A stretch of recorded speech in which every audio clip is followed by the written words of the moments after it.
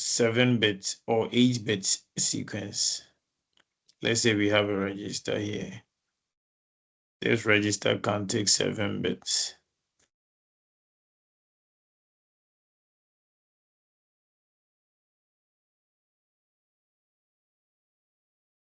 Okay. So this register can take 7 bits. If we say that that register is storing a signed bit, it means that the most significant bit, MSB, it stores the sign. If it's 0, it means it is positive. If it is a 1, it means it is negative. So if I write, if you come and then the bits in it, the bit sequence, the bit sequence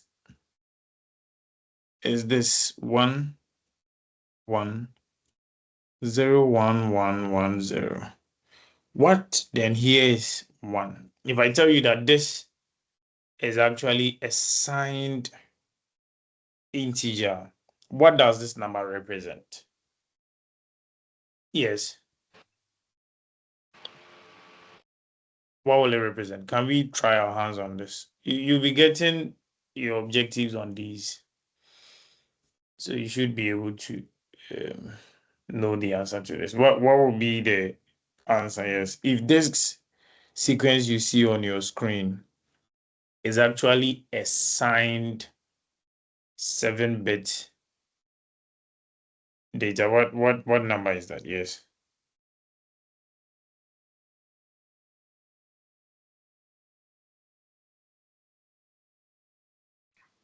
You can put the answer in the chat. I'll be reading the chat too.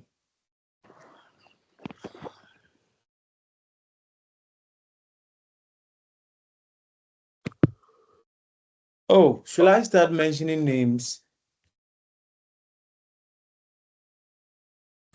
No, sir. Why no, sir? Then talk. So what will it be? If this 7 bits represents a signed number, what is this number?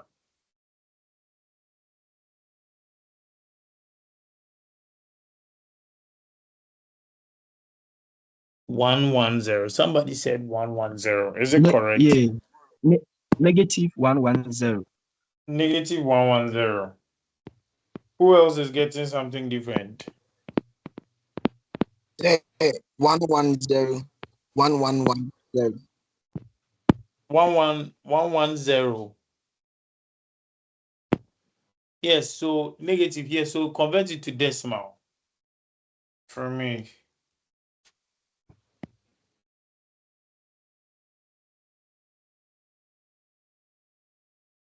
Okay, great. So it's negative 110. That's correct.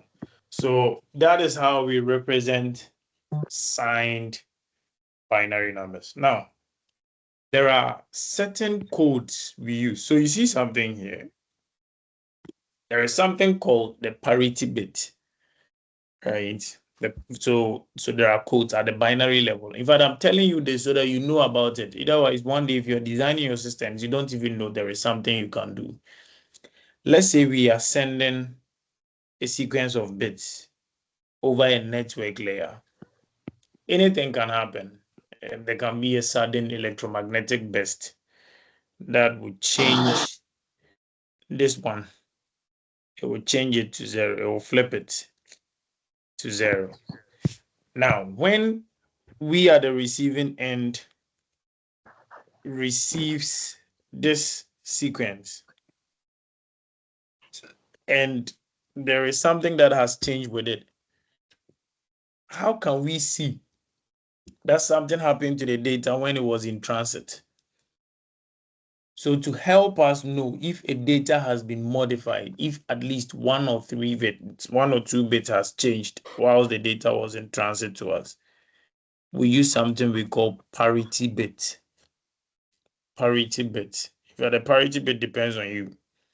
Now, how does this work? So there are two types of parity bits. We have the odd parity and then the even parity. So odd parity and even parity, odd and even. Now, when we say odd, it seems to suggest that the number of counts will be an odd number. Is that right? So what does it mean? We would, if we have one, so right now in this case, here was originally 1, and because of the error, it changed to 0. So we have, how many ones did we have? We had 1, 2, 3, so 1, 2, 3, 4, 5, 6. So what an odd parity will do is that, okay, if this if the number of ones is even, then we would add another 1 to it so that it will be odd, so that the number of ones would be odd. Then we will agree. So both of us at the both ends of the communication will agree that, okay, whenever you receive it, the number of bits, that's the number of ones, should be an odd number. It should, if you count it, it should be an odd number. So if even one of the bits change whilst in transit, let's say a 1 flips to a 0 or a 0 flips to a 1, you see that it will no longer be an odd number. It would be an even number. Is that right? And so you would know that, oh, okay, that means at least 1 or 3, an odd number of bits were changed in transit, so that you would send a message to the sender to retransmit the data they sent for you. So the parity bit is used for error detection, right? So that we see. So someone is saying that he can't see my screen. Please, is anyone else sharing in his problem? He's saying that he can't see my screen. No, sir. I can see a screen. Okay, so Enoch, I think probably you have to refresh. You can leave and join again, and maybe you would get a better connection. Great.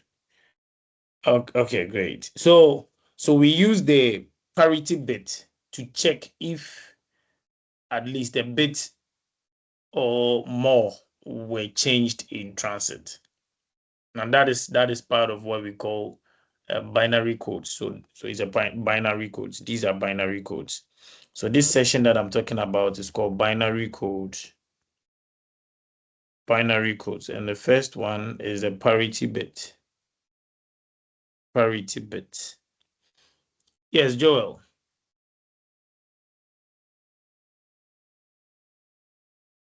Yeah, Joel, please talk. Unmute and talk.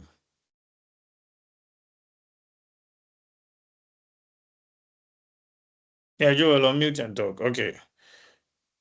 Yes, Joel, unmute and talk. You seem to be muted. Unmute yourself and talk.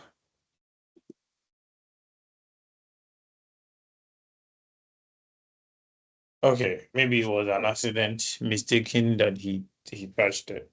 All right, so that is a parity bit. Please, we understand. Okay, another encoding we use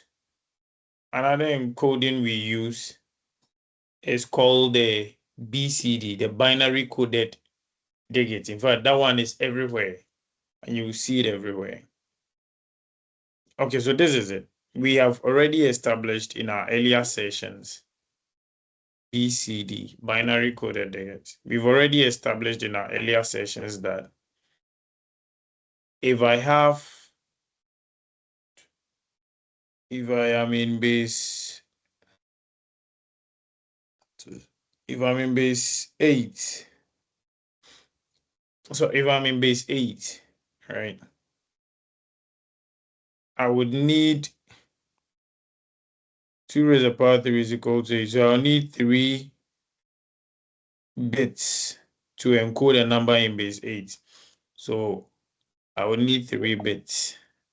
1, 2, 3 to encode a number in base 8. Please, I hope you remember this. We talked about this in class.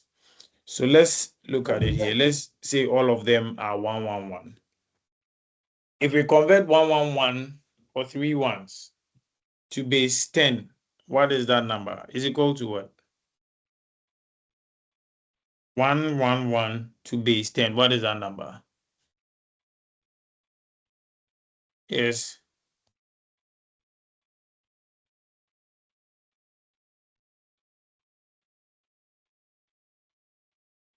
7. Okay, great. So we have 1, 2, 4. You add everything and you get 7. Okay, great. 7. So you see that, and in base 8, the maximum number you have is what? 7. In base 8, the maximum number you have is 7. So we've already established that 3 bits will encode a number in base 8. Then 4 bits will encode a number in base what? 16. Is that right? So if we have a 4-bit register like this, and then we put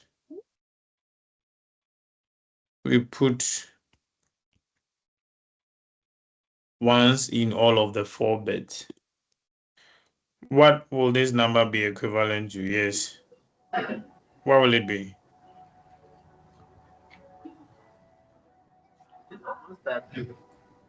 Hello, what will it be? Yes. It'll be what?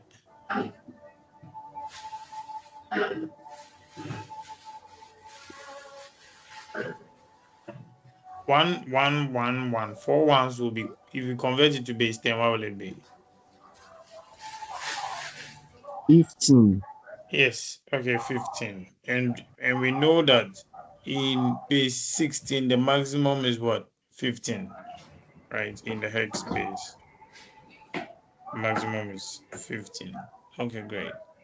So we all agree that if we want to encode a number between 0 and 7,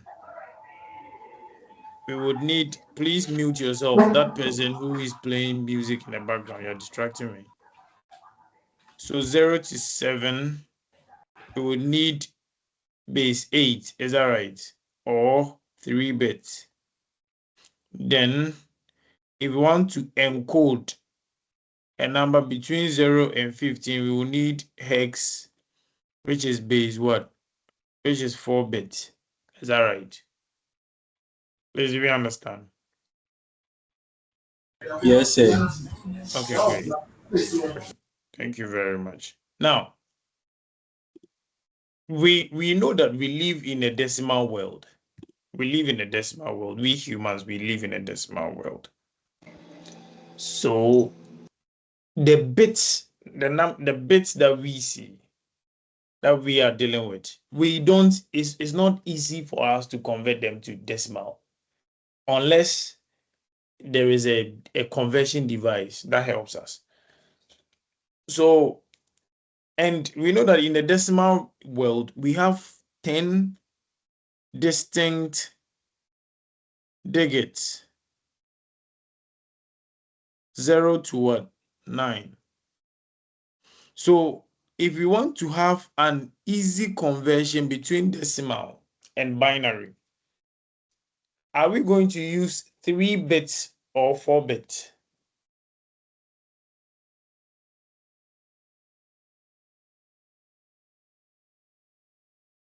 4. 4. Why 4? Why 4 bits? 4, sir. Please, so for the 4 bit, it can take a maximum number of 15, right? Yes, Yes. and then the 3 bits can take a maximum number of 6. Am I like? Yeah, 7. 6. 7. 7, sorry. 7. So I think the 9 will see the 3 bits. So unless we use the 4 bits so that can occupy the other capacity. Brilliant. That's a very, very brilliant answer. Very, very, very, very brilliant answer. And I'm very, very happy. Let me clap hands for you. So I clapped hands for you. Great. That was a very, very brilliant answer. So that is why we use 4 bits to encode binary decimals, right? Binary decimal numbers as binary. Now, that is why we also call them binary coded decimals. Please, the D is not digit, it's decimal. The D stands for decimal. So I can really be tricky in your exams. I can say BCD is equal to what? Is binary coded decimal. So what it means is that we are using binary to code decimal numbers. Please, is that right? Why am I having a network lag here? Let me turn on my data. Maybe it will be better on my data.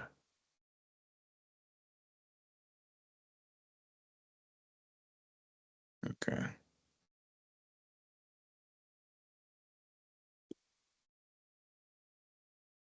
Caleb Atake. Oh. Atake, is your dad the Atake that I know? If your dad is that Atake, there's a book No, no please. Utambi Bechemio. No, Okay, please. great. No, please. All right, now I was just kidding. Don't mind me. Okay, so that means that the people that are not joining the class, are they praying against us? Why is the network misbehaving at this time? Okay. Those people that didn't come to class, I need to write their names down because I can see they're really praying against this session. The network wants to misbehave. Okay, great. So now let's take the 9 digits. Sorry, the 10 digits, which is so the decimal. This is decimal. And the decimal. So we said that in BCD we would need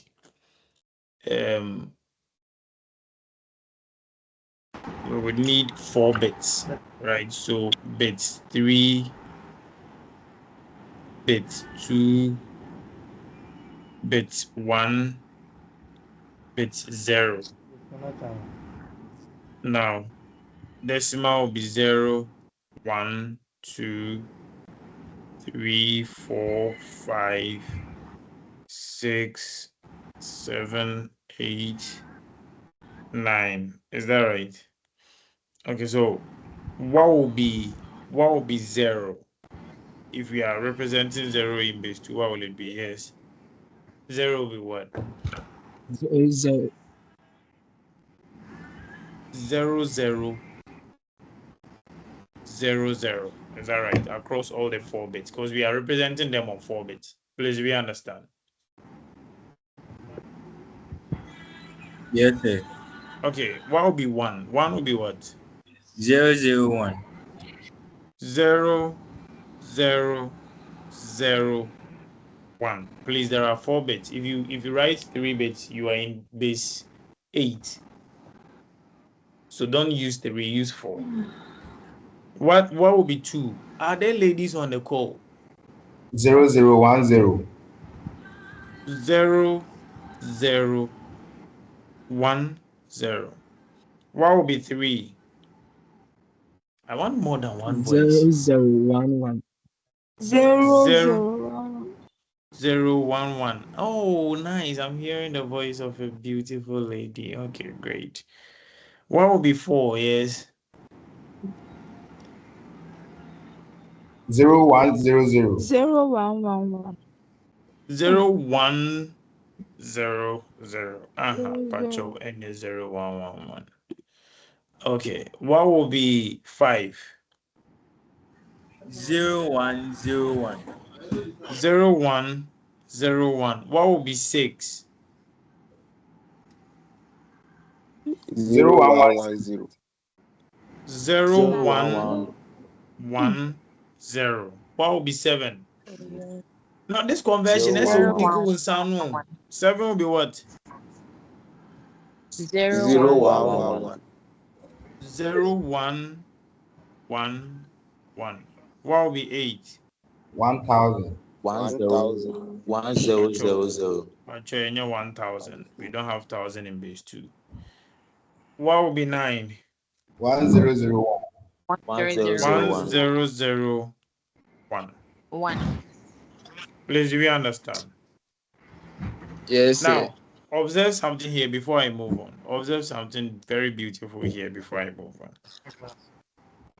Take very good attention because it's very important. You will need it for the rest of your life as a DLD designer. So, see here, let's take B0. See that B0, it alternates 0, 1, 0, 1, 0, 1, 0, 1, 0, 1. Then on B1, 2 zeros come, then 2 ones will come. 2 zeros come, then 2 ones will come. Then on B2, 4 zeros will come. Then 4 ones will come.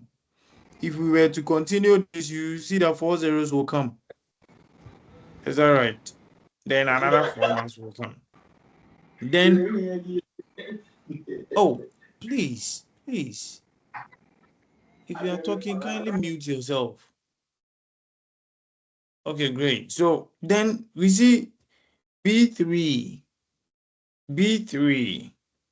we have 8 zeros and 8 ones. If you continue, you'll see that there are 8 ones there.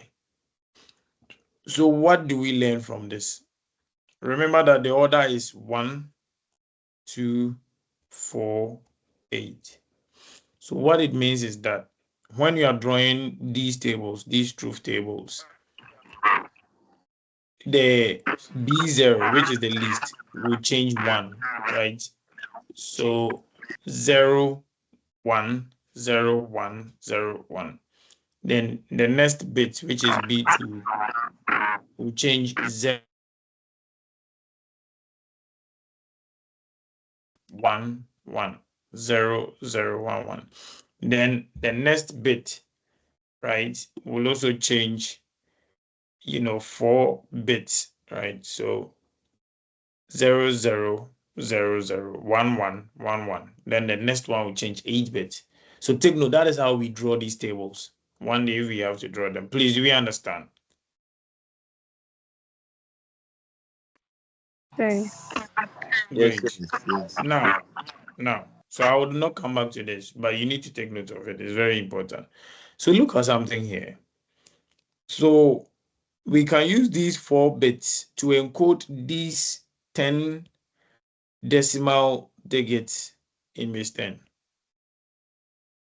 from 0 to 9. Can use 4 bits for that. Okay, great. So that is how the BCD encoders work. Now, let's talk about the 7-segment display here. Let's apply this. Let's take a practical application of this. So a 7-segment display. I hope you all know what a 7-segment display is. Yes, sir. Yes, sir. What is a 7-segment display?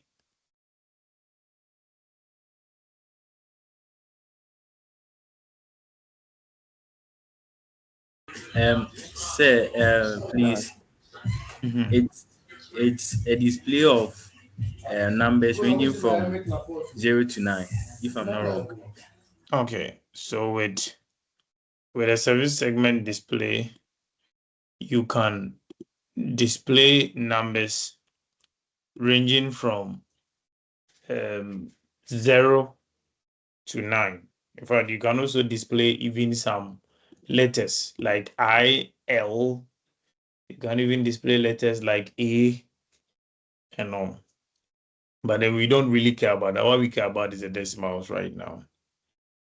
So how do they work? Please, do you know how they work? Yes, sir. How does it work?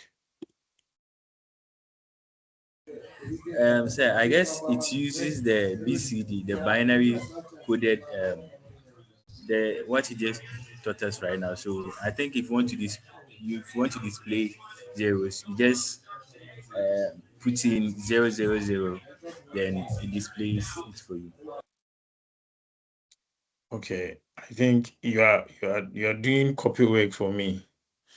No problem. You are copying your friends' work that they've done for me. Me that's a pan copy work now where I'm at. No problem. It's okay. It's all good. I'm happy that you are being smart. So this is how it works. The 7-segment display, 7 segments. I'm trying to get a picture of the 7 segment for you here. It has 7 LEDs, right? So let's say you want to write the number. It looks like this.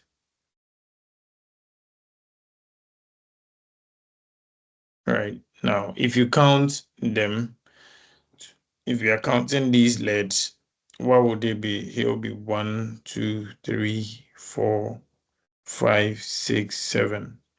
Right. So these are 7 LEDs that we put together to, form the 7-segment display. Now, each of these LEDs have a name. Usually we start naming them from 1, so A, B, C, D, E, F, G, right?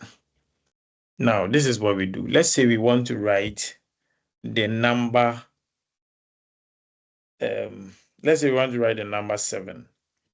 If you want to write the number 7, what we do is very simple. We would turn on the LEDs A,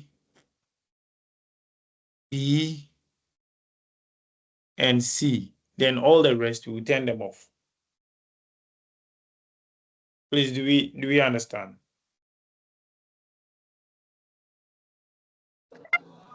Yes, sir. Okay, great. So let me expand this table so that we can see how it works.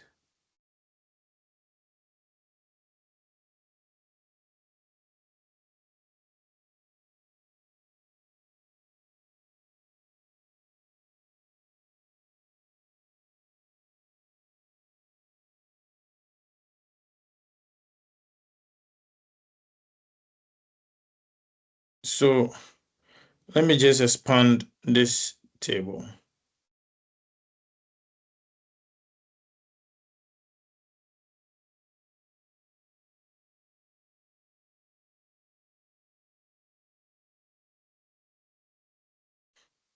So let's say we want to write the number 0.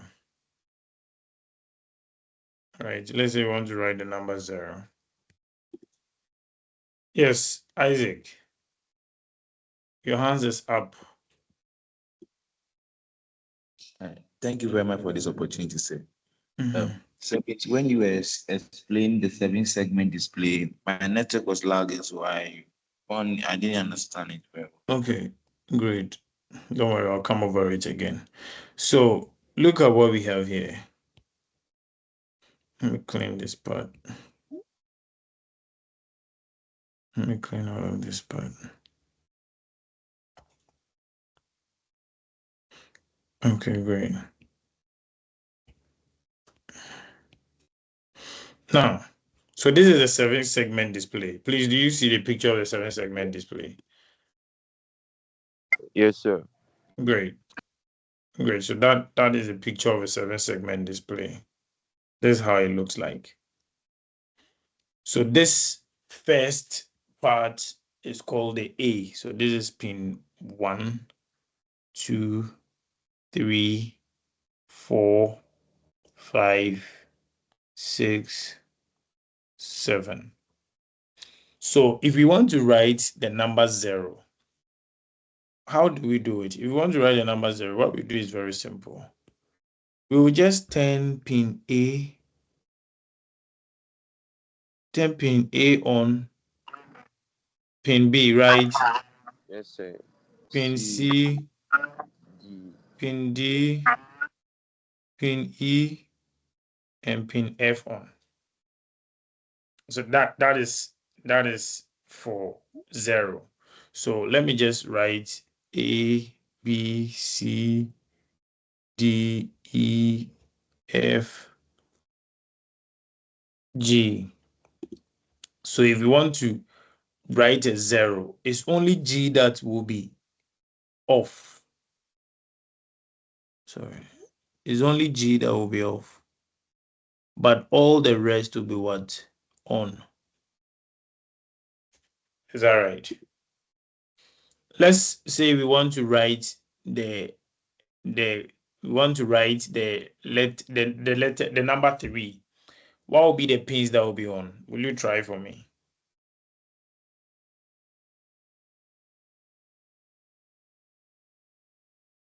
If you want to write the letter 3, what will be the pins that will be on? A, B, C, D, G. Yeah, A. You said B, A, B, B, C, D, G, C, D, and G. G. Yeah. Okay, great. So that's the number 3. So A for the number 3, 1, B, C, right? D is also on.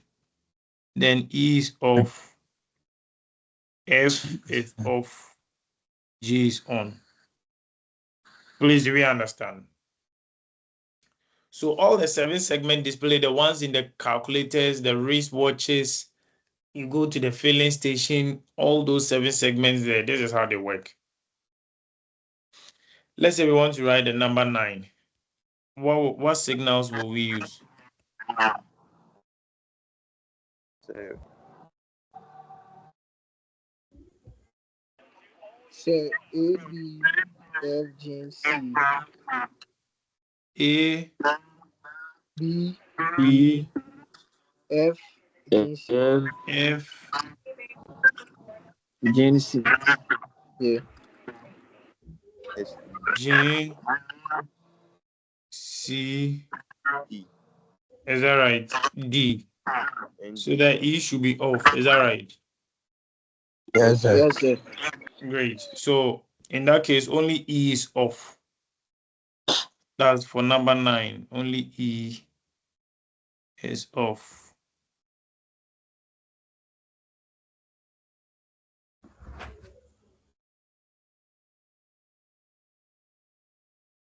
Only E is off.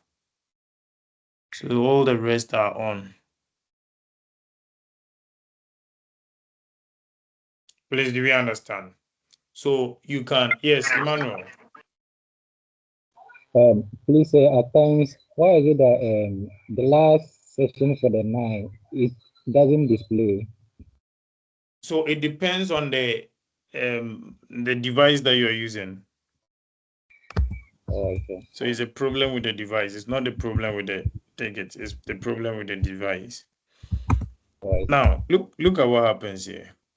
So if you want to use a microcontroller to control a 7-segment ticket, you need 7 pins, seven whole pins, right? And that wastes a lot of pins, like seven just to write a number, one number. So assuming you want to write, you have 3 7-segment displays. You have 3 7-segment displays like this. That means you would need 21 pins to control all of these 3.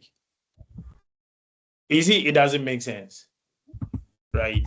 So what we do is that we use the BCD tickets. Now, from what you can see here, you can see that instead of using 7 pins to write a number, these 7 here, you can actually use what? 4, only 4 to write that same number instead of the 7. So now we've brought the pins down from 7 to 4. Please, do we understand? Yes. Great. Now, so what we do is that so that we can bring the pins from 7 to 4, we have made special ICs, special integrated circuits. We've talked about it in class. That are their input. So this is their input. They will take these 4 digits or these 4 bits. Then they will convert it to the 7 outputs that you need, appropriate outputs for each of the numbers. So what we have is we have something like, it looks like this, right? We call it a 7447. 7447 IC. So it has 4 inputs, then 7 outputs. Is that right? Please, are we here? Yes, sir. Great. So this is how it looks like. All right.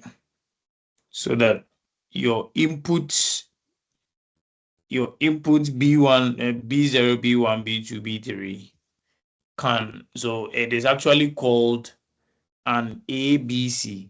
So if you look at it here, we have it this way, right? So A1, A2, A3, A0, right? So you have it, or ABC. So you connect it to it, then it would connect the F, G, A, B, C, D, E for you. Please, do we understand?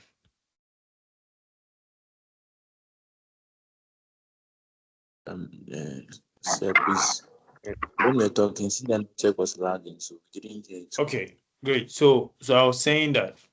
So for this 7447, what happens is that if you put B0, B1, B2, B3 here, it would put the appropriate A, B, C, D, E, F, G pins for that number that you're writing. So this guy translates the BCD bits to the digital bits on the 7-segment display for you to see, so that you don't need to use 7 pins to control these 7-segment devices. Please, we understand.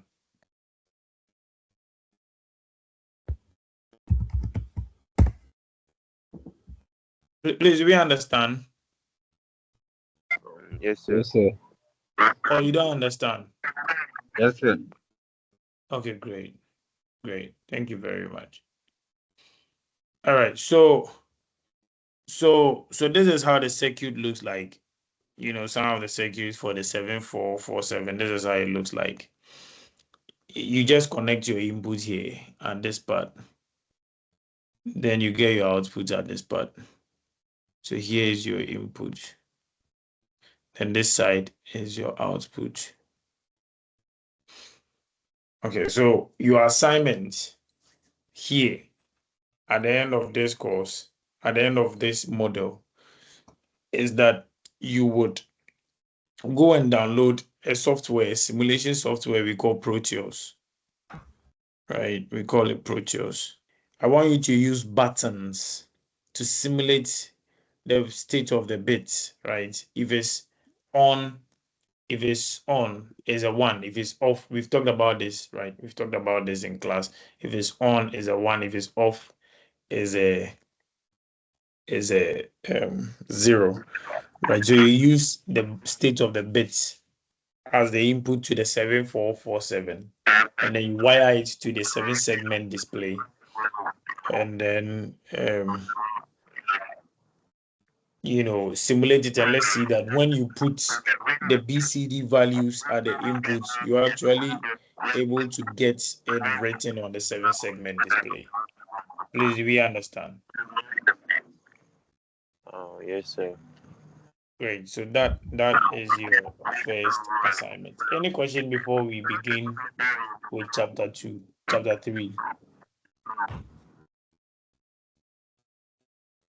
So in all the classes that I taught this, I didn't teach the gray code.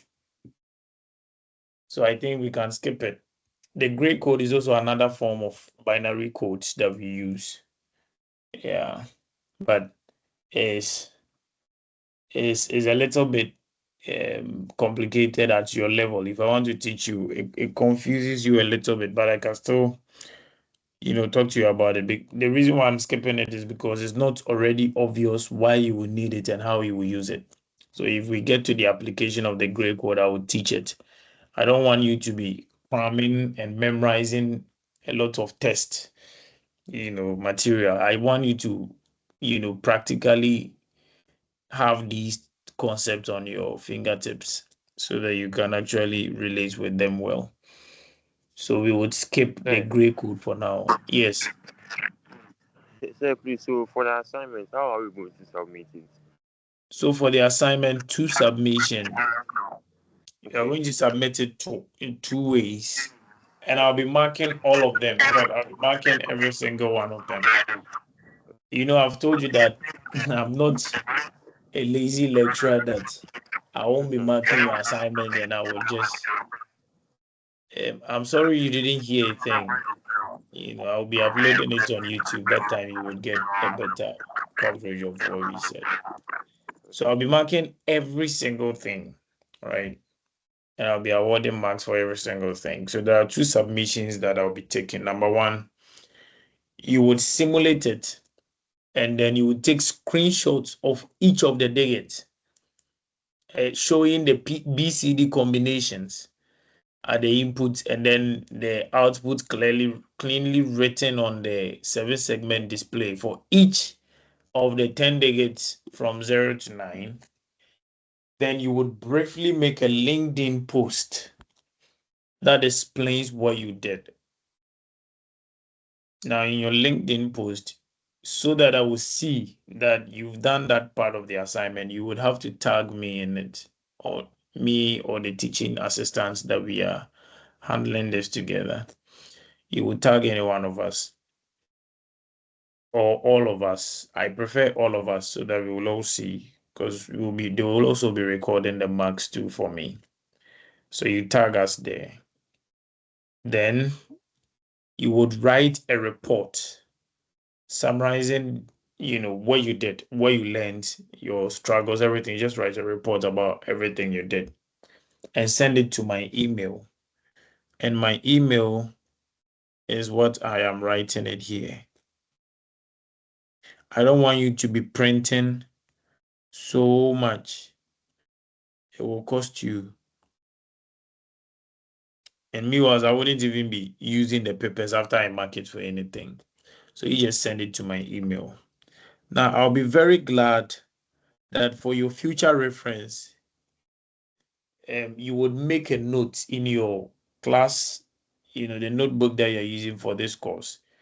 You would actually make a note on how this circuit works so that, in your future, you can refer to it if you want to revise what you learned much later, because you will definitely be needing this in your future. Trust me. You see, the Ghana that we are in is changing, right? Ghana that we are in is changing. So by the time you guys will be out of school, a lot of things have changed, and you will have to be designing a lot of things for us. So if you don't prepare yourself for that future, you'll really be left behind. So you should send these things to my mail. You make the LinkedIn post, then you would tag me in the LinkedIn post. And then the third thing would be that you would write a short description of what you did in your notebook for your future reference. Is that right? Yes, sir. Okay, great. Now the deadline for the submission, because it's too, you guys are far behind, so we need to make it by Wednesday, because there are a lot of learnings that you would have to learn. There are a lot of tricks in this assignment. You would have to figure them out. So if I say that the deadline is Monday, most of you would automatically fall short of it, and you'll be losing your marks. I don't want anyone to trail, because I won't give to you marks. So I want to give you ample time so you can do the right thing. So I think Wednesday should be a convenient time for all of us, right? So our deadline for submission is on Wednesday. If you have any problem on LinkedIn, kindly let me know. Don't sit down and then you don't communicate to me. And when I ask you, you later on tell me I had problems. That one, if I'm scoring you down, is your own issue. You shouldn't put me in that tight spot. Just let me know. So you beg, make it Friday. Friday, because you'd have another assignment. So there are 2 assignments that I'll be giving you tonight. So yeah. You. Yes, sir. Yeah, because we Yes. having some of us don't have the software, so we have to download it. Then After have the on the call, phone. please download it, because if you wait for the afternoon, you wouldn't be able to download it. After the call, you can just download it, leave your laptop and sleep. So that one is not an excuse, please. No one should talk about the software at all. It's not an excuse. Even as we are talking, you can just do a midnight bundle and then you download it. By the time we are done with the call, it will have been done. Then you can just go online and find some information on this thing and just get it done. So please, I know you can do this. So what I'm concerned about, what is really my point of interest, is that you would make notes in your books on the things you learn, because there are a lot of things you will learn. At least you will learn 4 things, 4 complicated things that if you're able to learn them in your next assignment, you won't really suffer. So please take note of that. In fact, I'm particularly interested in the personal notes you write than even the exams you submit, the reports you submit to me. Right? But that doesn't mean don't send me the report. Please, do we understand?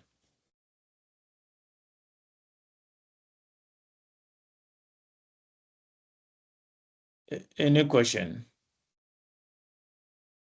Great. All the ladies are asleep. They didn't join the call. Is there any lady on the call? Yes, sir. Yes, sir. Okay, great. Let me see. I'm not seeing the. So who is talking? Who is Issa Zakiatu? You on the call, right? Yes, Okay, sir. great. That's okay. I hope you understand the nature of the assignment. Yes, sir. All Yes, right. sir. Great. I know you guys can do it. You are smart and intelligent, so go on and do it for me. Now that brings us to the end of chapter 2. Now we are beginning with the next chapter, which is chapter 3. Without much ado. Now the assignment, unfortunately, I don't write it. No, if I write it for you, you guys will just copy everything and then put it in ChatGPT and Gemini and Co. No. So I describe it. I just describe it. Then you would go and sit down and use how you understand it to do it. Now, me for assignment, now for ChatGPT, yes, I'm very there. To me, my describe assignment. No, how they describe my ChatGPT. How you understand it. You know, that one there is your issue. Okay, great. Then say, please, can you describe it once? Come again. Describe again. Okay, so the description of the assignment is that you should build a BCD to a decimal encoder. Please, somebody's giving me feedback. Kindly mute, great. Kindly mute it for me. Kindly mute your microphone for me.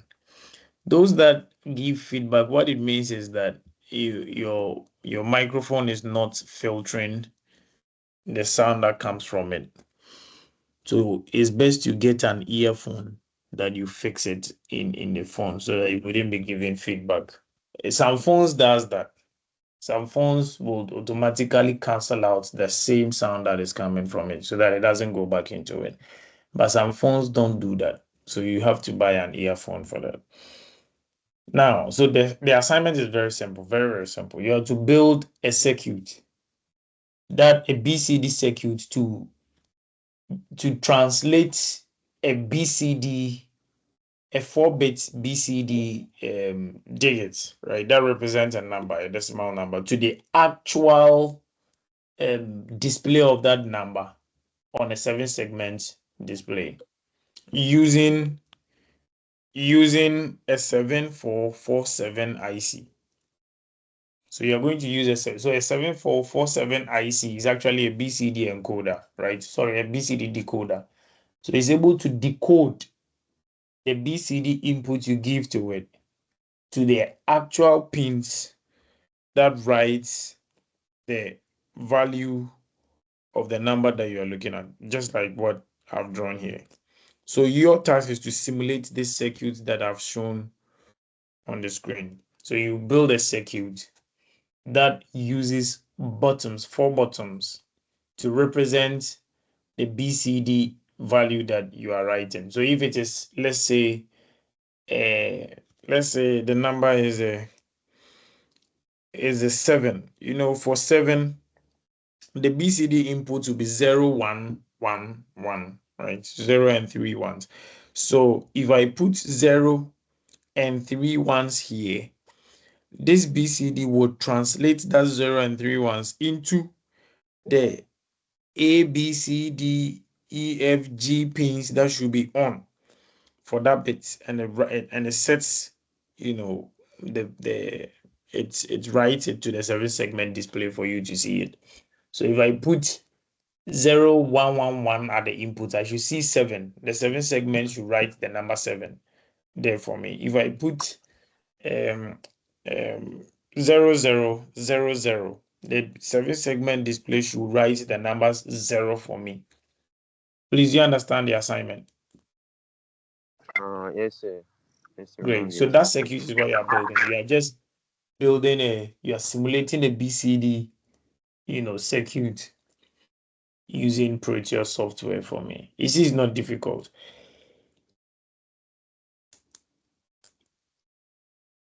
Is it difficult? He said because you are new to this, maybe it might be difficult. Because you are what? I said because you are new to the app, it might be difficult. Oh no, you look. If you are new to it, just go on YouTube, watch some videos of how the app work.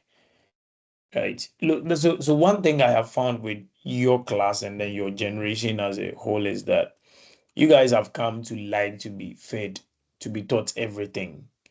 So you want that we lecturers come to class and then we teach you everything you need to know. No, that's not how university works. I think you guys have forgotten how university works. A university is a place where, yes, your lecturers teach you, but then you also learn things on your own. That is how come your understanding will be deepened. That is how come you'll be even more intelligent than how you came to the university. If you want to feed on what your lecturers are giving you, you will know nothing. You will absolutely know nothing because we give you a summary of what we've learned. So if you are learning my summary, then let's say you also want to teach somebody, you also be teaching your summary that you learned. That person to be teaching the summary. So by the time it get to the 4th, 5th generation, then we are just teaching them alphabets. We've distilled everything to alphabet. So we don't just rely on our lecturers, no. And your lecturer must not teach you everything. And one thing that I have found is that if you're able to learn personally teach yourself something, it gives you a deeper sense of satisfaction than somebody teaching you. And those things that you personally struggle to learn, it's always very difficult for you to forget them. So I want to just give you guys a taste of that thing. Most of you haven't had a taste of that since you came to the university. When you came, you've just been waiting for the lecturers to do everything for you. So you've not had a taste of that. I think you missed that. You really missed that treatment. You need to really have a taste, you know, that joy when you're able to do it on your own and it works and nobody guided you through it. You just sat, downloaded the software, you have an assignment to submit and an image to protect because you're going to post on LinkedIn. So if it doesn't work, it's going to be an embarrassing thing. And if you're writing about it on LinkedIn and you don't even understand it and somebody asks you questions, it will be embarrassing on you. So you really have to defend your image. Boy, you will see that you really need to sit up and when you're able to crack that challenge, you would be so glad you did it. In fact, the electrical A class, one of the ladies was telling me that when she successfully cracked the code and it worked, she shouted in her room and she was jumping. And her roommate thought she had received the mobile money alert. And I was like, whoa, that joy, it's so nice. It's so beautiful. I've always been telling you that you guys are intelligent. So how else will I prove to you that you are intelligent other than this way? As I just have to give you these things that looks very confusing.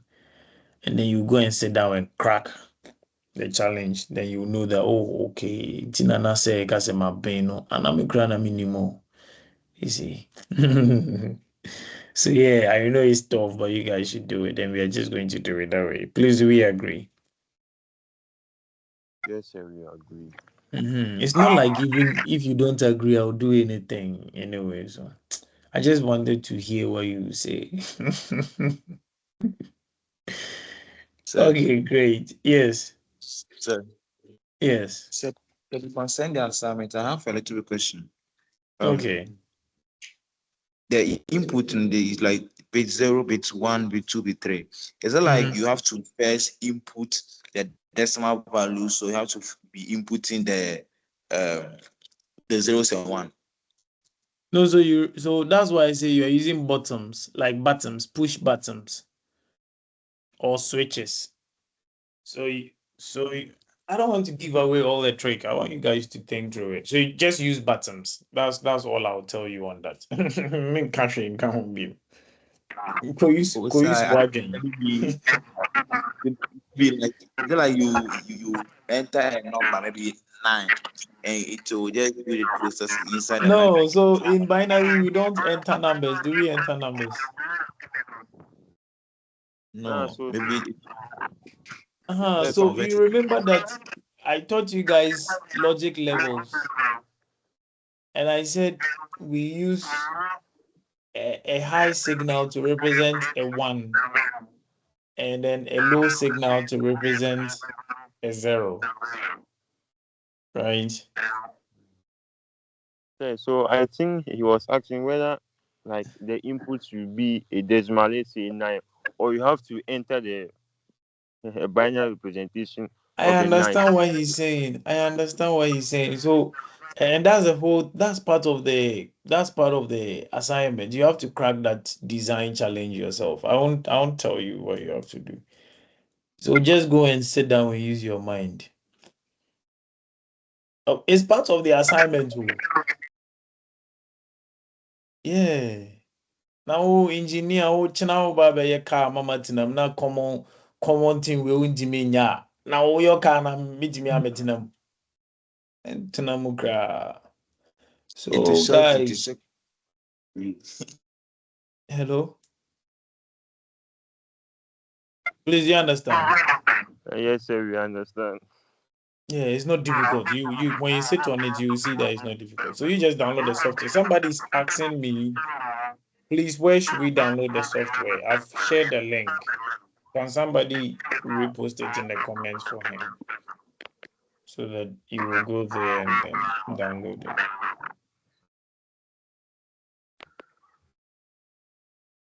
Please, we understand. Yes, sir. Great, it's not difficult. You guys will do it, crap. Don't worry. We'll do our best. Yeah, you. I know you will do your best. I really know you will do your best. Great. Now let's move on to chapter 3. Let's move on to chapter 3. Now in chapter 3, we are going to do what we call Boolean algebra. Just like how we have algebra in maths, but in digital logic, we also have digital algebra. But digital algebra doesn't look nice, so we call it Boolean. You know that in programming C++, the bool data type can take only true or false. So that is a binary number base, right? So either is 1 or 0, high or low. So we call this a Boolean, algebra, Boolean algebra. I really don't like the feedback that comes in when the mic is turned on. So kindly pardon me for muting all of you guys. You only unmute when you want to say something, is that right? Okay, great. Now, how do we use Boolean algebra in the industry? In fact, Boolean algebra is used everywhere. Let's take some conditions. It's used everywhere in the industry. It's just used. You see, we in Ghana, our designers, when I ask you guys to design something for me, your method is always one. Right? Your methods are always one. Right? It's okay. I want you to design an automatic car braking system. Right? I want you guys to design an automatic car braking system. What will you do? Yes. What will be your first thing that you will do? If I ask you to design an automatic car braking system for me, that will automatically brake at a certain condition. What will you do? I need one lady and a guy to weigh in on this.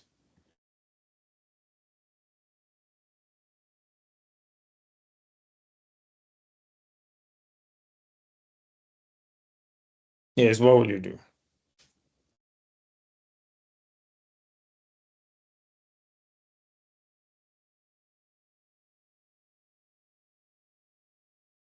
Oh, no one has an idea. Sir, please the question again. So let's say I want you to design, a smart home system where the lights will turn on if somebody is moving. How will you design the system? The moment somebody moves past that thing, the light should turn on. How will you design that system? Okay, sir. Please, can I give you a comment on this? Sure. Sir, for me, I don't really know what I will start with, but I'm sure sir, I will be using sensors to do something. Okay, so the sensor will connect to what? A circuit. Yeah, so then what controls the circuit? So unless I go and do research, That's okay. That's okay. Don't worry. That's okay. Okay. Yes. Who else? Thank you very much for your input. Who else? So can I give a try? Sure, please. Um, just as what Benjamin said, you Yeah. first what I'll use like say sensor, like a motion Okay. sensor. So the Okay. motion So the motion sensor will capture as a signal, maybe a Okay. motion, a sound, or something. So it will first send that signal into the microcontroller, into maybe the RLC circuit. So when it Okay. receives it, it will send the same signal to the microcontroller, and it will convert the analog signal to a digital signal. Then after Okay. We take it out now to then send it to the processor. That's when it makes the controls. The controls. That's where you get There's one the AI. comparison and stuff. All those Obi things. say they are all canning in AI. Oh No, yeah, he's yeah. saying the right thing. What he's saying is right. I know he's saying it from his experience. So this one I can defend Isaac that is not AI, right? Oh, it says no AI, no AI. Yeah, I know. Yeah. Well done. That's a very beautiful submission. Okay, so that's great. And that was the answer I was expecting. If I say that we want to build an automatic light sensor device, that is what we're actually going to do. Please No, mute I yourself if don't you are know. talking, But I told please. him. Hey, that's all.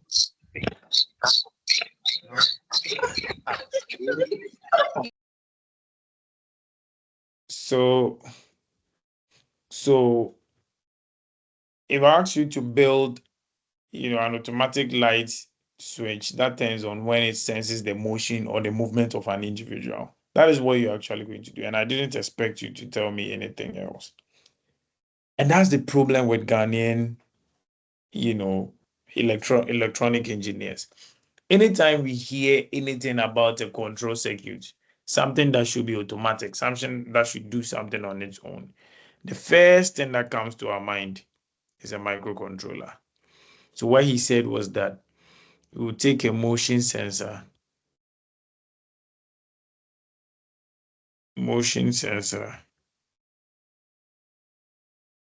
right? So we take a motion sensor. We'll take, oh, okay. So we take a motion sensor.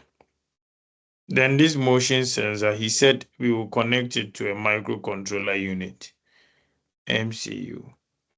Then that will connect through relays to turn on the light. Because the light is an AC device, so we can't switch it directly. So we need to use a relay. So everything we hear, straight away, we go and take a microcontroller. And that is why our systems don't work. That's why they fail. This is a very simple circuit. You don't need a microcontroller to build. All you need is a good understanding of Boolean algebra. And you can design the system without microcontrollers, but you use Boolean algebra. So let's take this example. A smart lighting system should turn on if motion is detected or a manual switch is pressed.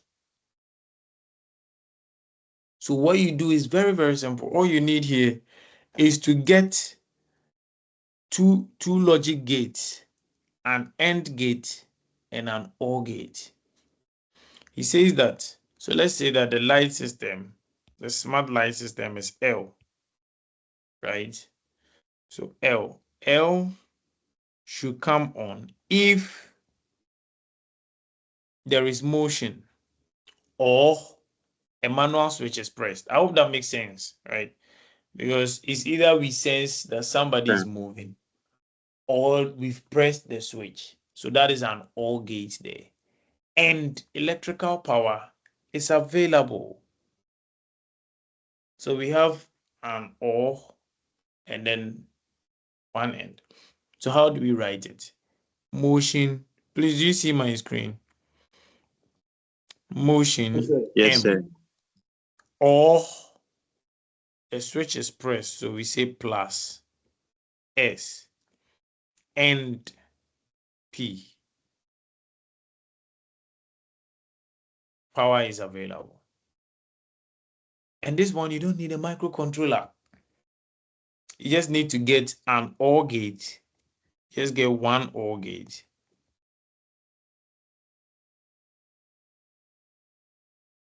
Then you get Yes, sir. one AND gate. and you can Hey, build a system. Yes.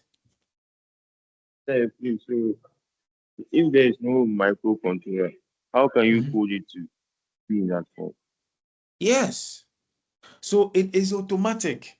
So this is very, very automatic. So the moment, if you're able to build this system this way, the moment there is motion or there is a power source, sorry, or the switch turns on and there is power, the system will work. It will turn on automatically. The moment the switch turns off or there is no motion, it turns off. So it's very fast. You don't need any programming. You don't need to be making decisions. If this, then you are reading, the microcontroller, and then you make a bug and it's not correct, it's not working, and you have to correct it, you have to reprogram. Then all of those complicated things, the microcontroller can be overloaded, it can get stuck in a recurring loop and it won't come out and the system won't function. Logic gates omits all of that complexities.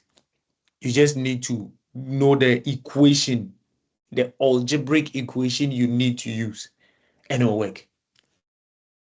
Always, every time. Fast, even faster than your Arduinos can work.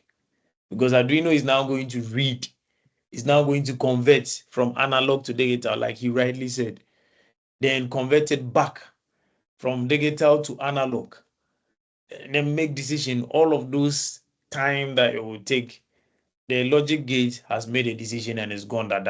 It has made a decision and it's resting. But here we home. Then now that Arduino is thinking and cracking his brain. No.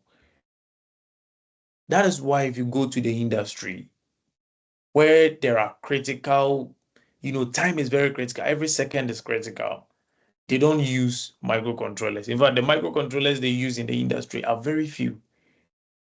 Most of what they use are logic gates. In fact, we call them PLCs, programmable logic controllers.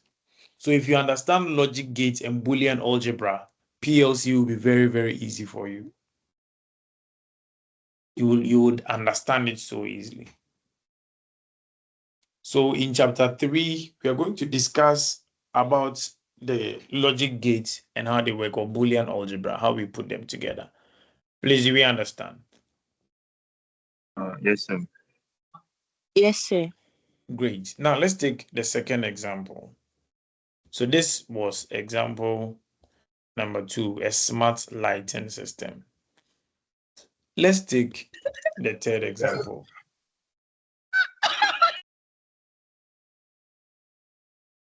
A smartphone face unlock system, right? Let's say that a smartphone unlocks if these conditions are right. What will be the logic equation? The condition is this. Number 1, face is recognized. So face is recognized. Let's use F for face is recognized. And then eyes are open and environmental conditions permit verification. So I've shared it on your screen so you can see. Example 3, smartphone face unlock, the ones that we use on our iPhones, 3 conditions. This is F, this is E, and this is C. What will be the equation for this controller?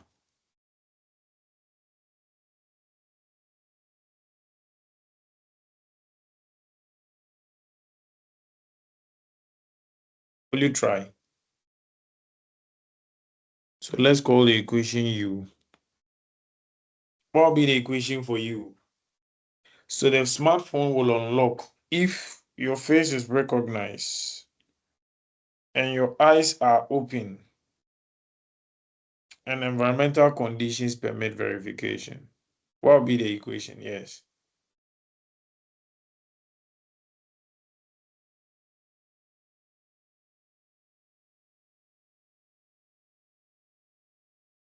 Okay. Let me go to the chat. Maybe some people are writing it there. Yes. What will be the equation for U? U will be equal to what?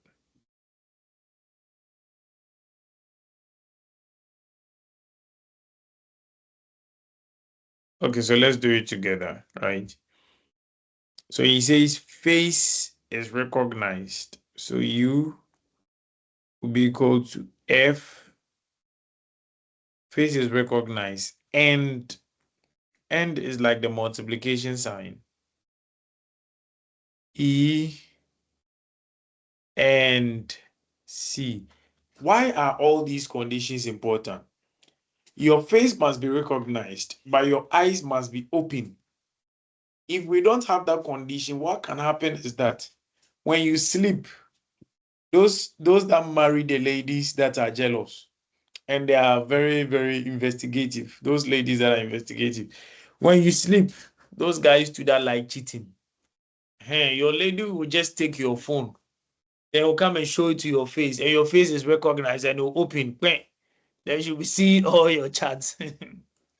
Those ladies that you were telling that, oh, I miss you too and I love you too, she will see everything. And by the time you wake, maybe you may not even wake up after she sees it. But you are in our media. You see.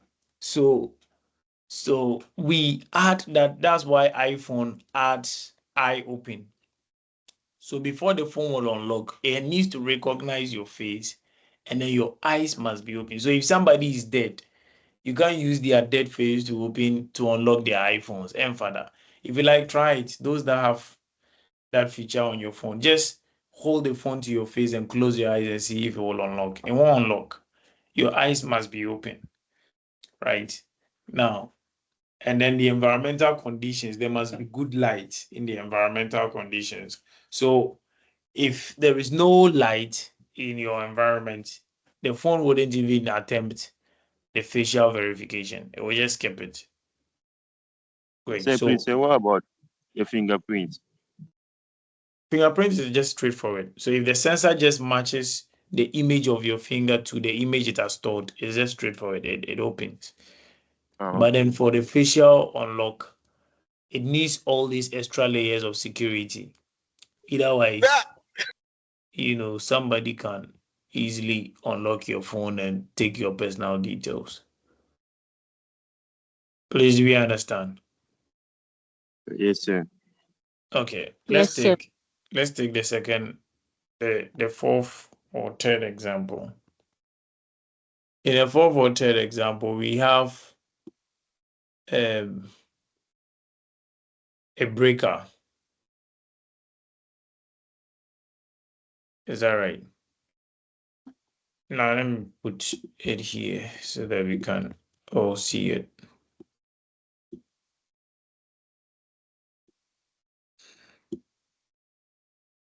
Okay, great. So this is a condition. A digital protection system uses logical conditions. A breaker trips when overcurrent occurs or F fault occurs, and the breaker control system is healthy.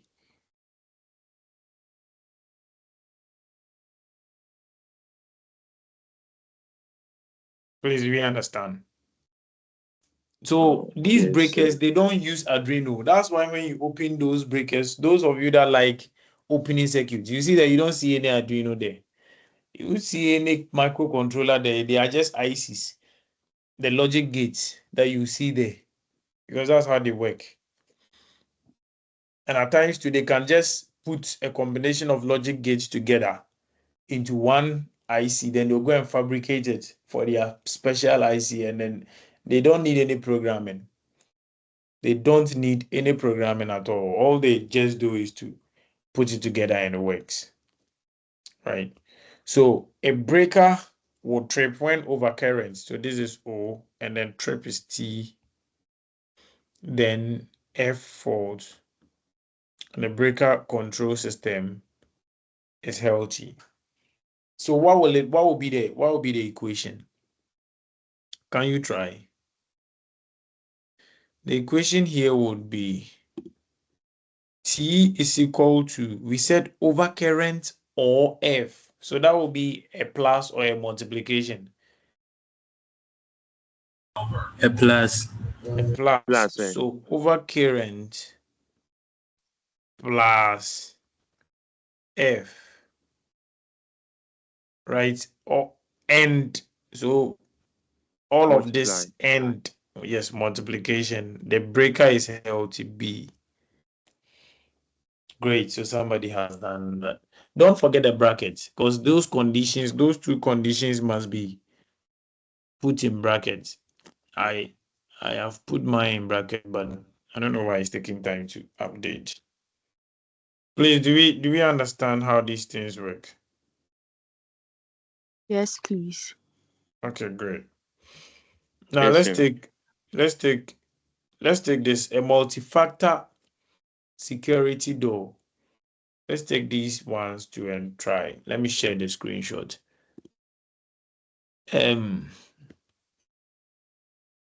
I don't know why it's taking time for my screen to update. Okay, great. Okay, so now it's updated. So we have a door. This door is a multi-factor security system. Now, when we say multi-factor, it means there are many factors to check before the door is opened. You can't just use 2 or 3 factors. Now, what does it look like? So access is A. So access is A. User is U. This is C. Here is P. This is L. Fingerprint is F. And then administrator is M. What would be the equation for A?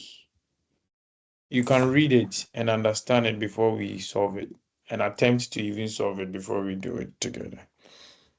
What would be the equation for A? Yes. Okay, yeah. So the equation for A would You be A can is write it in equal. the chat. Okay.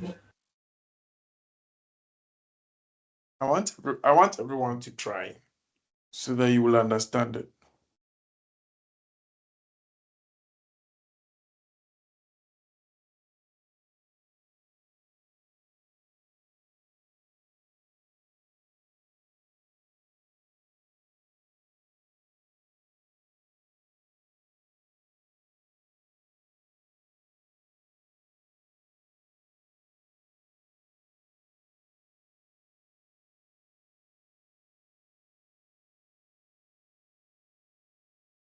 Okay, great. So what is it? Yes.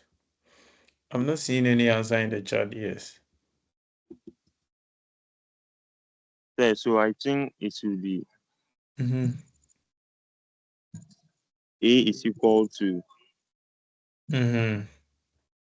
U times C times P times L times M. times L, all in brackets, multiply M plus F. Okay, great. Great. That's correct. Now let's do it together. So there is one thing that was a little bit tricky that you guys missed. So I'm going to introduce for you. But your attempt is very right. You guys have done so well. So see something here. He says user authentication is successful. That's a positive signal, right? So before the door will open, this answer must be yes or true. Is that right? Then access card is valid. Before the door opens, this answer must be yes. If it's no, the door should not open. Then user belongs to authorized personnel. This answer must be what? Yes or true. Then emergency lockout is not active. So there are certain doors, at times there are emergency lockouts. It can be that. So most of these, for instance, you go to the Smithsonian lab, history museum, because they want to preserve some of the artifacts, they reduce the amount of oxygen in the room. So if so there are oxygen concentration detectors there, that if the levels are so critically low beyond certain thresholds, it would engage emergency lockout mode. So in that condition, if it is emergency lockout, you will not be able to enter the door. Is that right?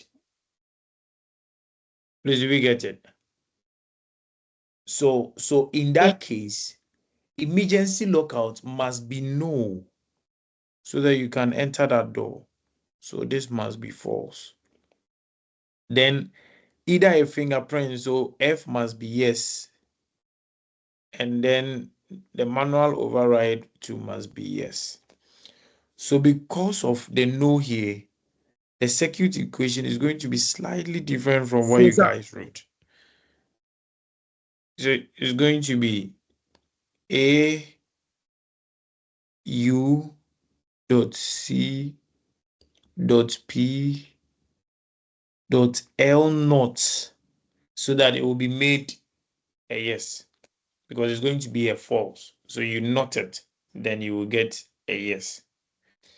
Then you multiply by F plus M. Please, do we understand? Sir, please can you kindly take it again?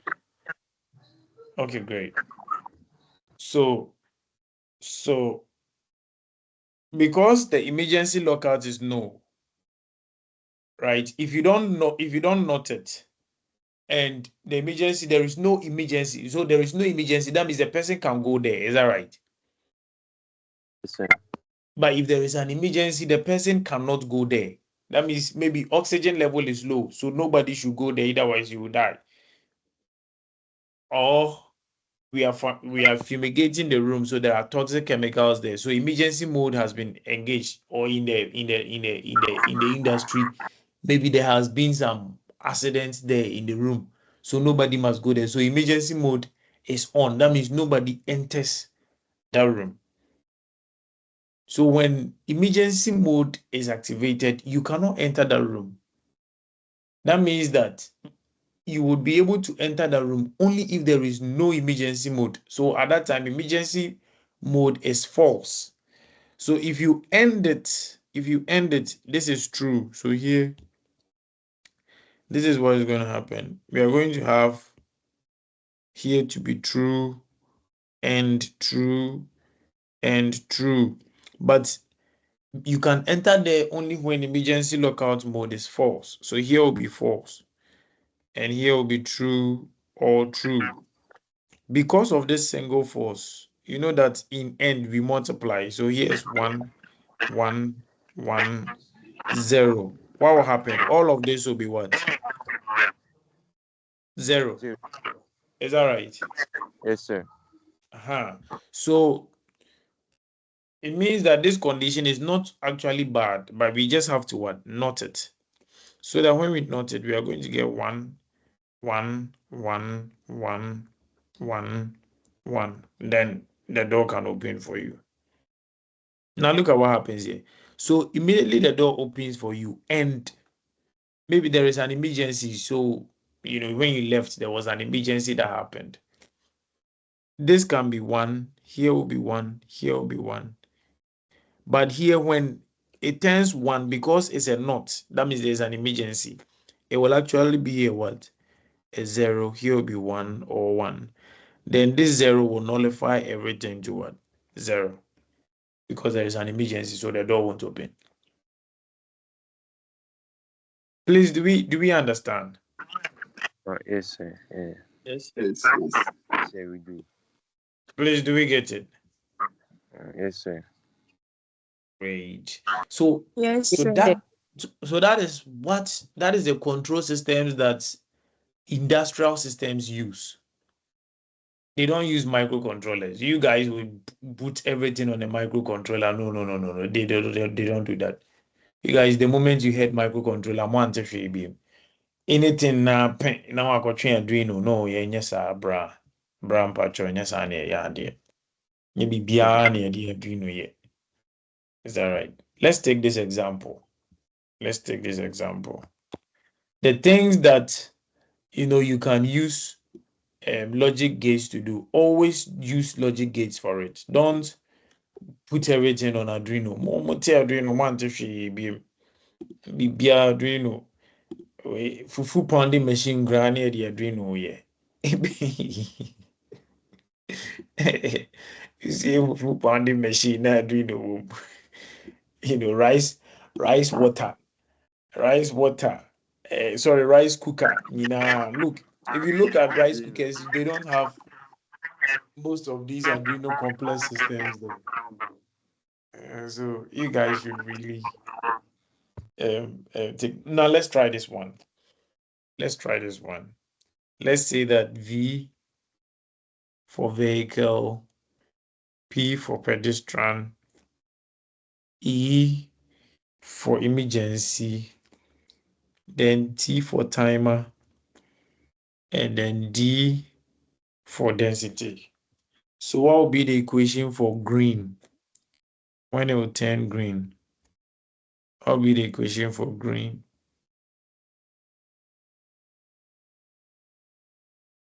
Okay.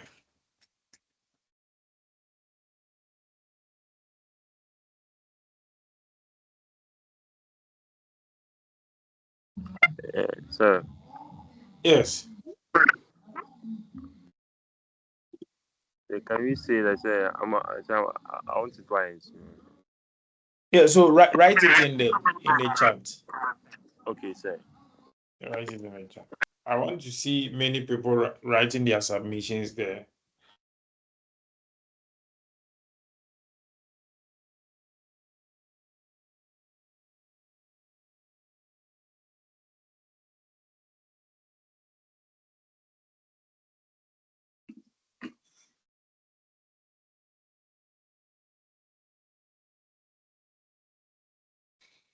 Please let your answers flow. It's almost time for me to give you back your sleep.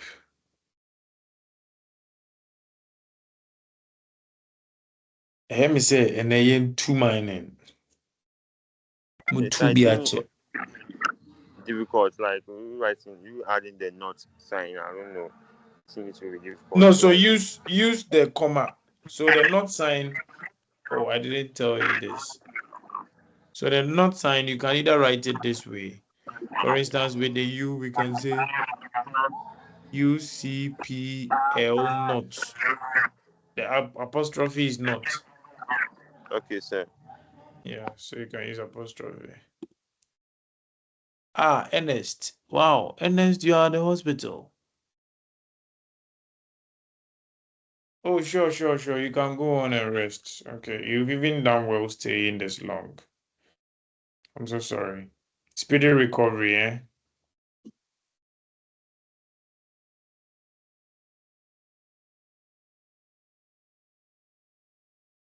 My am is a minimum to mining and energy.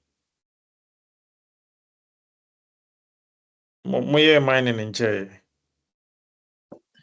We are not at the minefield. Zui. Very soon, when he's out of school, he will be praying to God to send him to the mines. But no, catch him say he's not at the mines. Okay. Sir, Yes. please, I had G to be equal to V dot P naught dot E naught, or in brackets, T plus D. That's excellent. I can see that most of you did the right thing. So what you've written is correct. I hope you all understand. So I'm not going to explain it. Right. So Yes, we V P naught E naught T plus D. Okay, great. So that Say, is how we write. Yes. say, for the timer, Yes. in the what you've given us is the timer is supposed to have expired. Isn't that Yes. no? So timer Isn't has that no? expired. Yes. Okay, no. So I get a question you're asking. So we are asking that has timer expired? Yes. Oh, You get it? So Okay. you see, it answers yes, right? Yeah.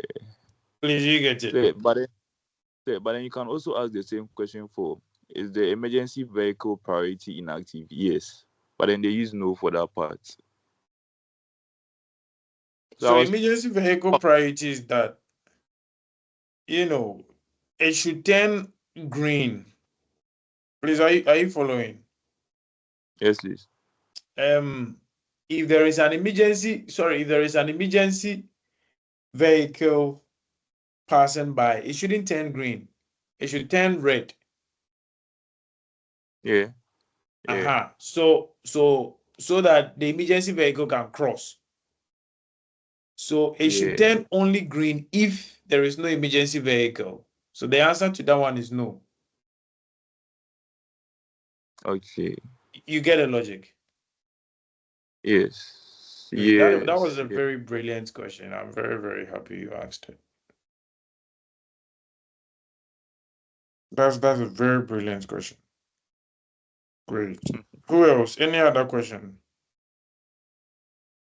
Okay, great. Now we'll be closing soon. Some of you are already sleeping. So we'll be closing soon. Now, this is what you'll be doing for your second assignment.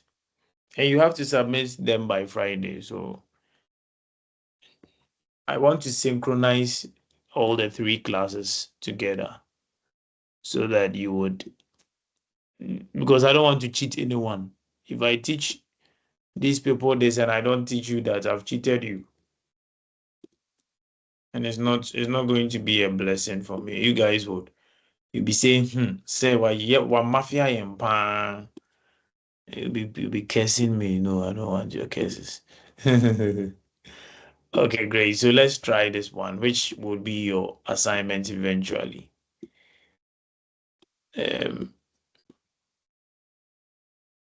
So as this will be your assignment. A 3-phase motor. So this is a motor protection, industrial motor protection logic. So these are the systems we use in the industry. We don't do programming. No, there will be any other Algebra programming. Now to code back correct comma errors. Aba. Masa, Debbie, any sad, you know. So we build these logics. We design a logic gate. That's all. Then the system work with it. But yeah, Jumasa, no, nothing will happen to it. So let's use S for start, ST for stop, O, and then P and E for motor start. So the motor must start based on these conditions. So what will be the equation for M?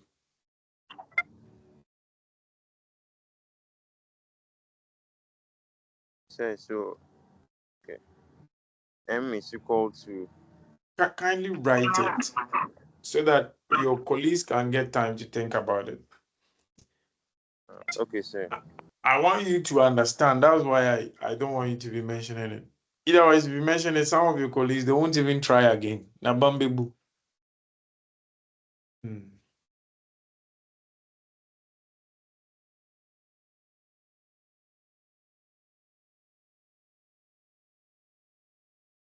Okay, great. So be writing it in the chat box for me to see. I want to see your action.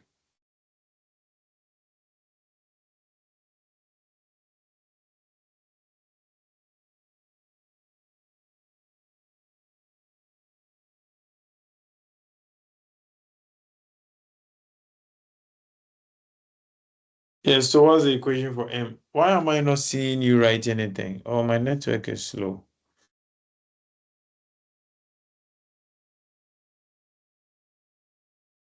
Charlie Musikasa, it's 2 a.m. Kamani kume. Mine and Nyamba so. So write the equation then. Okay. Oh, so there is a Williams in the class. Tina Wabins and Williams for the being. Okay, yeah, so Williams, yes. No, Williams.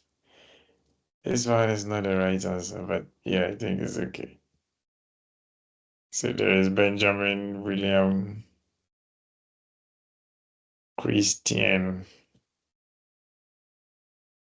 Okay, great. Great. Awesome. Okay.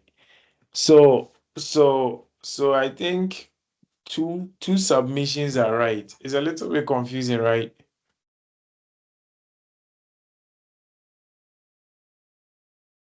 Okay. So all the time I'm not seeing the ladies show. A man, I'm not saying what a man can do, a woman can do and do better. What are you doing right now? Okay, great. Zakiatu is letting me see her show. Thank you very much. Who else?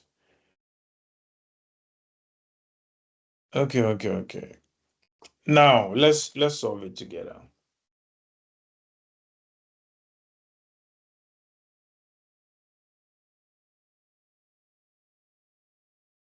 Let's solve it together, shall we? So a three-phase motor starts. That means the switch is turned on only if start button is pressed. So usually the trick, like I've already shown you, is to choose if it answers yes or no. So start button pressed will be yes. Stop button not pressed, right? So it should be not, right? So the stop, so we grab the what you say not. So the stop button pressed.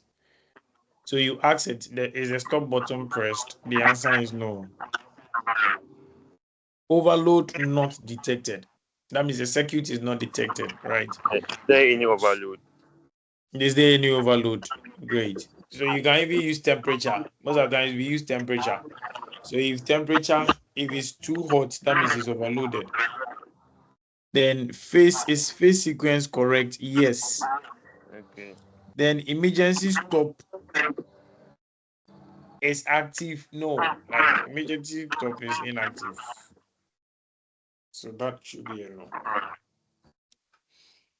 So that means that the equation is going to be M is equal to S dot ST dash dot O dash dot P dot E dash. Please, do we understand? It says, Yes. Yes, sir. okay, sir. So please, for instance, so this kind Mhm. of question, like it will be in Yes, this sir. form, or like they want to test your knowledge about how motors work. So they won't include the emergency stop inactive. They'll just put maybe eh, emergency stop, and you decide whether it will be inactive before a motor can work, or like they'll just give you in this form. Yes. So when you are designing systems, you would be the engineer to figure that one out. Just like how the first assignment I gave you, there were a lot of things you, the engineer, you have to figure that one out. Because the work of engineering is problem solving. It's not me coming to solve your problems for you, it's you solving problems for yourself. So usually the person will just describe their circuit, what their problem, that this is what I want. I want a motor controller. It should do this. These 5 conditions should work. Then you will just take whatever they've described in those words and form the Boolean equation for that issue they've discussed. So you will be the one to sit down and think about it, that will this answer yes or no? So that's where all the trick is. If it would answer yes before it works, you don't need a note. If it would answer no before it works, you need to put a note there so that it will be yes. So that if it answers no, if it answers yes, then it will be a no. Then the system would. Because for instance, overload. If it's overloaded, the system must stop. So if it's overloaded, that's a yes. The system must be noted so that that note will cause the system to stop. Please, do we understand? Yes, sir. Yes, Great. sir. Great. So in the industry, Yeah. that's how these systems are, and this is how they work. We don't use a lot of microcontrollers there. We use digital systems there. So if you understand this thing, you would really survive in the industry. Please, do we get it? Yes.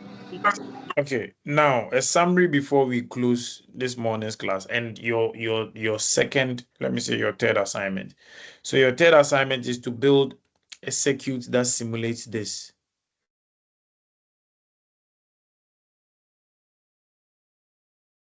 That's your third assignment, to simulate a circuit, to build a circuit in Proteus that simulates this. Oh yes, logic gates, come on. Logic gates needs electricity, Isaac. Everything needs electricity before it works. It uses electricity. Is that right? So Sir, this so will it be might your not be assignment. Yes. all on the same. Hello? I didn't hear what you said. Sir, I'm saying that and all will be submitted on the same day. So no. So the second assignment will be submitted on Monday. Okay. Yes. So the first one that I gave you is on Wednesday. The second one will be on Monday. That one is more difficult than the first one. Wow. Yeah, so you need more time because the overload detection, you are going to use a temperature sensor for that. So you are going to simulate a temperature sensor, right? So this is how the temperature sensor network will be. I hope you did this in basic electronics. Did you do op-amps in basic electronics?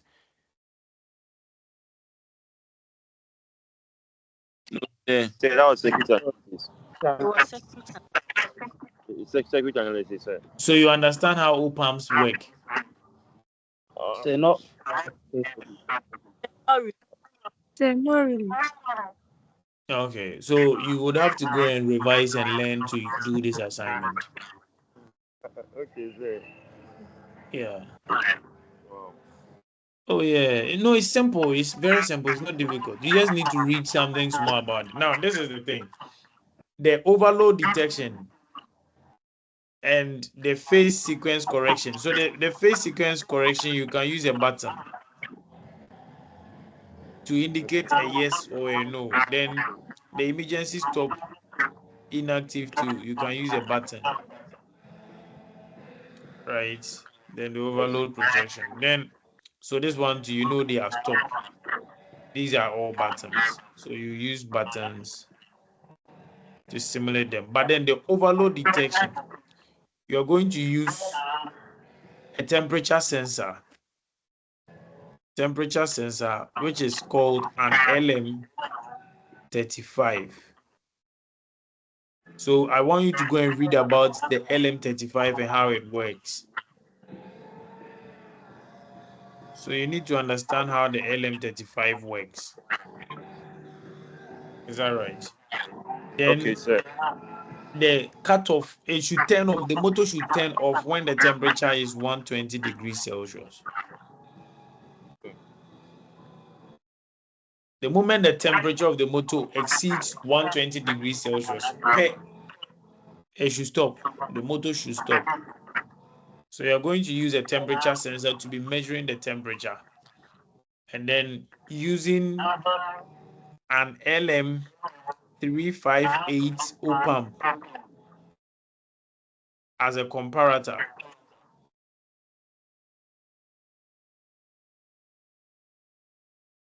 Right? Sir. Okay. So in Proteus, you will not be able to really simulate the full behavior of LM35. You will not be able to use Proteus to simulate the full behavior of LM35. But I want you to simulate its behavior. So you need to go and read its data sheet, go and search for its data sheet, read it, understand how it behaves, and then simulate or mimic its behavior with a potentiometer.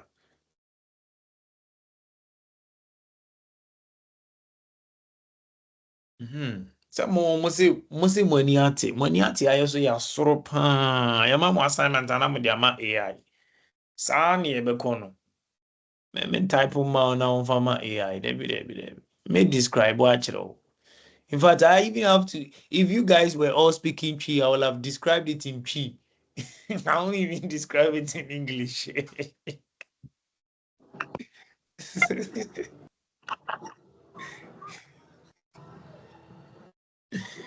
Please, we get the assignment. Yes, sir. Great. So you are going to build the system and then you use the logic gates. The logic gates are in Proteus plenty, so you can just use them there. Now, the last thing that I have to teach you guys before we close, in fact, there are two last things before we close. Let's quickly run through it so that you will be able to do the assignment. If I don't run through this with you, you can't do the assignment. So let's take this, the A circuit. Let's say we have the equation A is equal to, it seems weak. So we have A is equal to U, C, P, L, F plus M. How do we draw this circuit? How do we build this circuit? So there are three types of logic gate here. Three fundamental, types of logic gates. We have the AND, we have then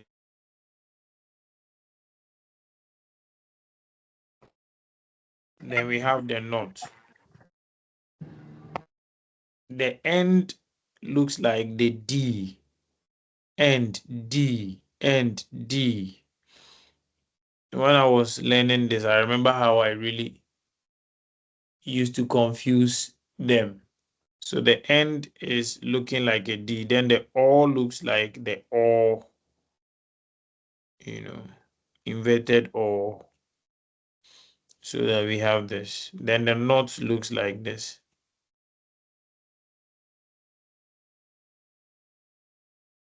Okay, so let's draw the circuit diagram for this equation.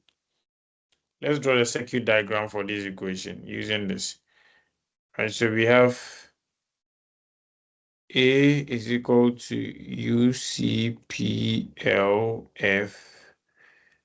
plus M. Now, in logic gates, you will never get a logic gate. In fact, you will get, but it's not common. Most of the logic gates, most of the AND gates you will get, yeah, there are two inputs, only two inputs per. You have only two inputs. You don't have four. You see over here, we are ANDing one, 2, 3, 4, 5. We're ANDing 5 inputs, right? So you don't have a 5 input logic gate. In fact, they are in powers of 2. It's either is it 2, 4, or 8. And then you do not really get that so easily accessible. Please, do we understand? We don't easily get that so easily accessible. So we only have 2 inputs. So if I ask you to draw it, it's very simple. I want you to draw it in 2. So this is what we are going to do. First of all, you draw the data lines here. So we have U. This will be the data line for U. This will be the data line for C. This will be the data line for P. Then we have L. L will be here. But observe that we have the knots, L knot. So this will be here. So you put the L knot 2 there. Then we have our AND gates. So we have this end like this, like this. So we have from U to C. Please, are you following? The way the call is quiet, I know by now you guys have all slept. Yes, sir. Oh, yes, sir, you've all slept. Oh, okay. No, we No, we are are full. following. Don't mind me, I'm kidding. Just being mischievous. Okay, so you is this line, so this bars. So you remember we were talking about the communication bars. So this is the bars. Then this is bar C comes to the end gauge. Then their output, because it can take only two, right? So the output comes to another end input, right? Then the next one is P. So we take this one to a P. Then the output comes to L naught, right? So we have this AND gate here. Then we have L naught. So observe that you see that lines are crossing, lines can cross lines. So the only way we will see that it's connecting is the point, that dot there. If you don't put that dot there, we don't see that it's connected. Right, so L naught. Then it goes into the last AND gate. Please, we understand. But this AND gate, it sits on an OR gate. So we have an OR gate. So there is an OR gate. So this one come here. So there is a last AND gate here, like this. Then we have an AND from these two, right?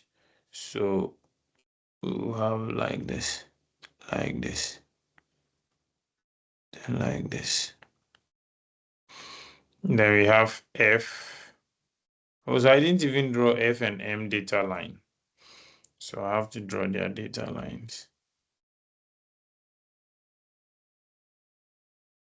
Is it difficult?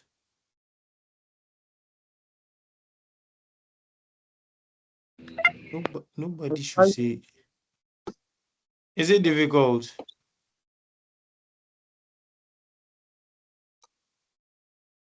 What because say difficult? They may know why I cow. Okay, great. So you see, this is very simple. Okay, so we now put F here. We put M here. Please, do we understand? Very simple. And here, the output here will be A. So this is what controls the doors switch or the transistor here. So whenever these conditions are right, this will just let the door open or close. Please, do we understand?